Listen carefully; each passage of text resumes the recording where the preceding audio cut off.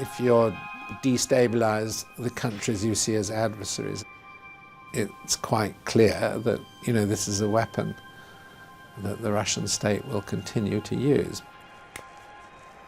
Отсюда же и установки такие идут спецслужбам, что там враги, надо им вредить. I think it's a remarkable year that really reminds us that these organizations are still very much in the game. The fact that so much of it sort of spilled out onto the streets, spilled out into the media, and became something that we were very much focusing on, I think has made this year unique. Britain and the Netherlands claimed they foiled cyber attacks by Russia. They'd allegedly been trying to hack into the UN's chemical weapons watchdog and even the Malaysian investigation into the shooting down of flight MH17 over Ukraine. De Nederlandse inlichtingendiensten hebben minstens een jaar unieke toegang gehad tot een beruchte groep Russische hackers. De informatie die dat opleverde was zo cruciaal dat het een belangrijke aanleiding was voor de FBI om een onderzoek te starten naar Russische inmenging in de Amerikaanse verkiezingen. British police now believe that former Russian spy Sergei Skripal and his daughter Yulia were poisoned with a nerve agent. Sinds een paar weken is het weer open. Het restaurant in Salisbury, waar in maart sporen werden gevonden van het zenuwgas Novichok. Een paar 100 meter verderop, op een bankje in het park, waren de slachtoffers bewusteloos aangetroffen. Het Zuid-Engelse stadje wist niet wat het meemaakte. Там есть знаменитый собор, Солсберийский собор. Он знаменит не только во всей Европе, он знаменит, я так думаю, даже во всем. Het interview op de Russische staatstelevisie met de twee mannen die volgens het Westen verantwoordelijk zijn voor de moordaanslag. Hun optreden bij Russia Today was een surrealistisch hoogtepunt van een jaar waarin de Russische inlichtingendiensten ineens overal opdoken.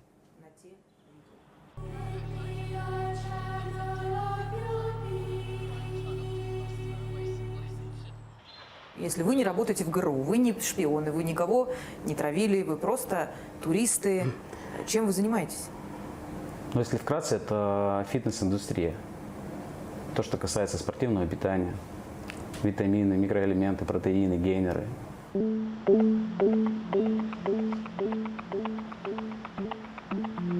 If you tell a big enough lie, some people will believe it.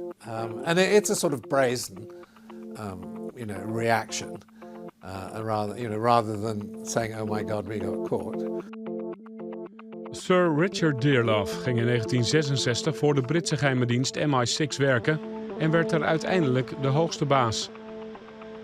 There's a message being delivered, which is, if you spy against Russia, you're never going to be safe. Clearly, it was not meant to go wrong in the way that it went wrong, but it still delivered the message. I mean, the Russians have always operated in two ways. They have a legal residency, and in the legal residency, are intelligence officers who have some sort of diplomatic cover. And then they also use what's called illegals, which is a much more complex way of conducting operations.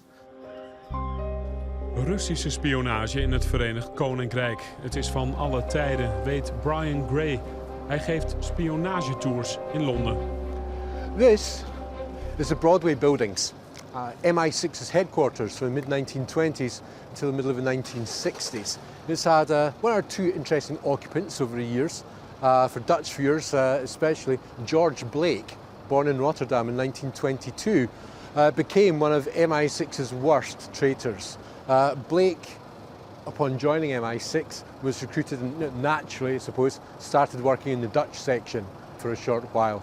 In terms of Blake's history, I said, very much regarded as probably the worst traitor MI6 had. Certainly in terms of the human cost of treachery. What did he do? It's reckoned, it's been suggested that he betrayed, according to some people, over 400 Western agents behind the Iron Curtain.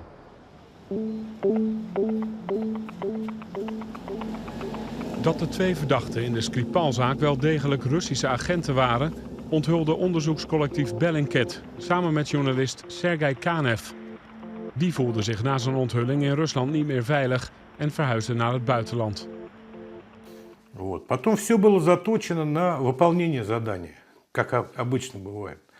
Пути отхода, это уже второй вариант. Главное было убить Скрипаля. Он просто шпион, предатель Родины. Понимаете, есть такое понятие – предатель Родины. Вот он один из них. Ну, президент это сказал, и такое ощущение у меня возникало, что типа правильно, ребят, правильно его. Он не наш, он враг, а врагов мы уничтожаем. С другой стороны, Путин рассекретил, можно сказать, Чипигу и Мишкина, Баширова и Петрова.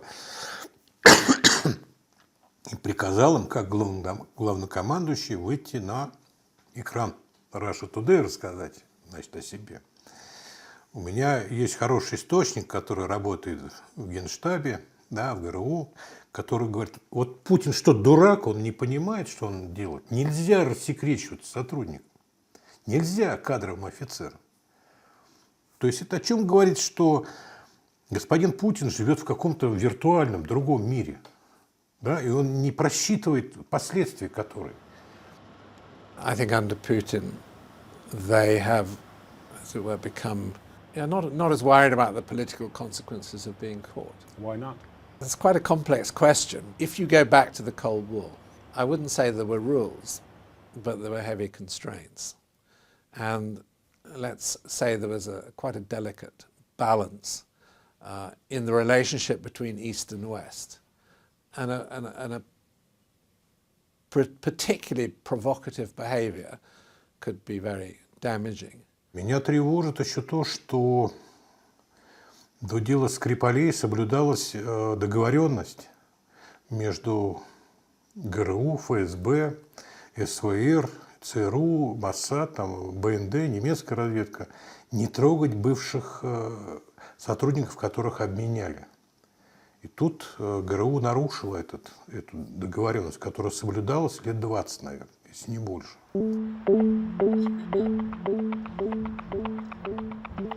Sources say negotiators are still trying to work out details of a spy swap that could send the 10 alleged Russian secret agents back to Moscow. 2010, het vliegveld van Wenen. 10 Russen die voor het Kremlin in Amerika spioneerden, worden geruild tegen 4 Russen die dat voor het Westen deden. Onder hen Sergei Skripal. Wat de ruil in Wenen plaatsvond is geen toeval, zegt historicus en kenner van de inlichtingendiensten Siegfried Beer. I think really is still among the most important spy capitals. And in the Cold War, with Austria being neutral, this was a place of meeting and of course spy. If you count only those that work for a state government, like say for the CIA or for the KGB or the follow-up organizations, you look at thousands of people. And I have put the figure at 7,000 to 8,000.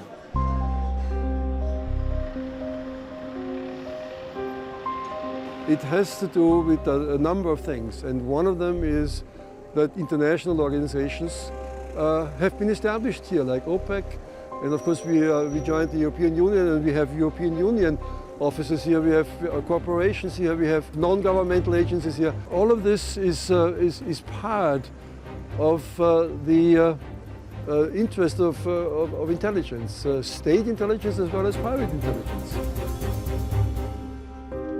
A retired senior Austrian army official has been spying for Russia for decades. Austria is now demanding an explanation. Oostenrijk had dit jaar zijn eigen spionagekwestie. En ook hier ontkennen de Russen. It fits a pattern of using Vienna city, but also airport, train stations for these kinds of exchanges.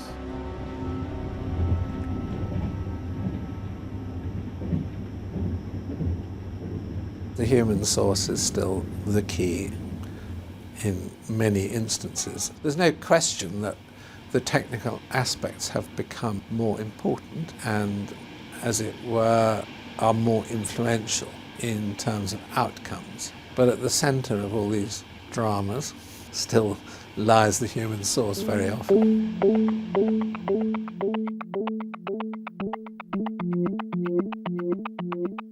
Maar hoe kan het dan dat juist de Russen de afgelopen jaren overal opdoken? Liepen ze gewoon vaker tegen de lamp? Of is er meer aan de hand? This is the #1 cafe. And in 2016, the spring of 2016, a Portuguese spy was arrested here by Italian authorities for allegedly passing secrets about NATO and European defense to his Russian intelligence handlers. It's a very unassuming cafe. Yeah, they usually are. It's very rarely in life, unfortunately, that we get to meet Daniel Craig in a tuxedo in Monte Carlo. Alex Finley werkte tot een paar jaar geleden voor de CIA in een aantal Europese hoofdsteden. Ze zag hoe de Amerikanen in Europa steeds meer terrein hadden moeten prijsgeven. During the Second World War, as the OSS, it was very clear, we're here to fight Nazis. During the Cold War, it was very clear, we're here to fight communists. And then the 90s arrived, and then what? But then, of course, the biggest event was September 11th, 2001. The entire intelligence community in the United States became very much focused on counterterrorism. There is a question, do we still have those skills? You have an entire generation of officers now within the CIA who have sort of been raised within this counterterrorism mindset. There's no question that the pressure of having to deal with such an immediate terrorist threat, resources were pushed in the direction of counterterrorism. I now think that, I've spoken about this publicly. I think that the balance is being readjusted. So you're going to have to build up a new cadre of Russian specialists. And bear in mind, it's not like being a bank where you can go to another bank and buy them. Right. They're rare. Well, the only way you can create them is by creating them yourself or training these people. So you've got to go out and recruit clever young people.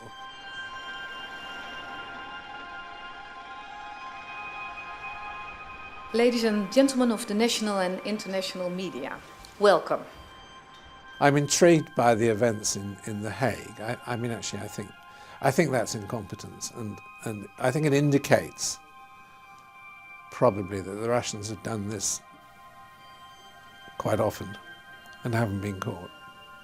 MIVD carried out an operation to disrupt a GRU operation targeting the Organization for the Prohibition of Chemical Weapons, the OPCW, Den Haag. De westerse diensten kozen dit jaar de tegenaanval en besloten Russische verdachten van operaties in het westen met naam en toenaam te noemen. Alexei Morinets, Yevgeny Sebyanov, Oleg Sotnikov en Alexei Minin. The two Russian nationals travelled under the names of Alexander Petrov and Ruslan Bushirov. Yeah, I think that's a good way to deal with the problem at the moment, is to make it absolutely clear, this is what we know, and to put it in the public domain. That then goes back also to the expulsion of diplomats that Western Europe and the United States did as well, which is like 60 diplomats from the United States and an equivalent across Europe. And again, that unified response is important. И они сделали выводы. Хватит, они больше не будут смотреть на вот эти шалости ГРУ. Хватит. ГРУ всегда боялась публичности. Любая разведка боится публичности. Да, когда паблик, все. Они это боятся. Это одно из оружий, одна форма такого противодействия есть. И я помогу, чем могу.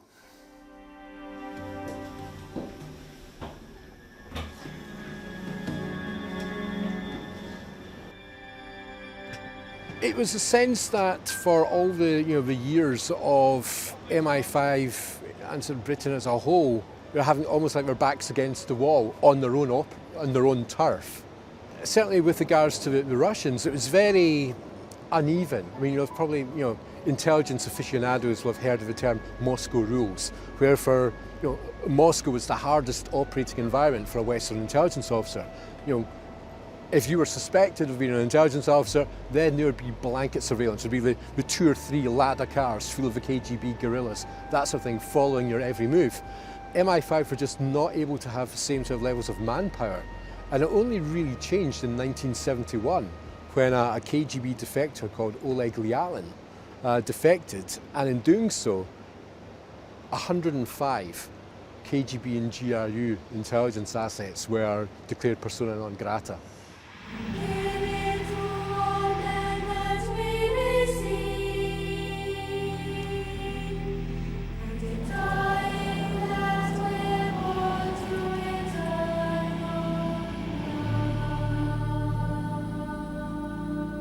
En dan nog de vraag of alle nadruk op Rusland niet wat eenzijdig is. The NSA was hacking into Angela Merkel's phone. Well, that's what Snowden says. Sorry? It's what Snowden says. Or the UN in New York. I mean... Well, it depends which side of the equation you're on and what the objective is. Right. But it... Why are you laughing? There's there's kind of an agreement that we're all going to do a certain amount of things, and even sometimes against our friends, they do it too, and that's fine. But I think there's a fundamental difference between spy versus spy and what Russia is trying to do right now. And that is that Putin is attacking the very foundation of what our system is, the very foundation of democracy. Of course we all do it. We all have our national security. Right. We all have our reasons for, as it were, protecting our national interest, protecting our national security. I mean, the question is how the question is how it's organised in a democratic state, and whether it's under political control, and what. I mean, these are complex issues, and we'll be here for hours talking about that.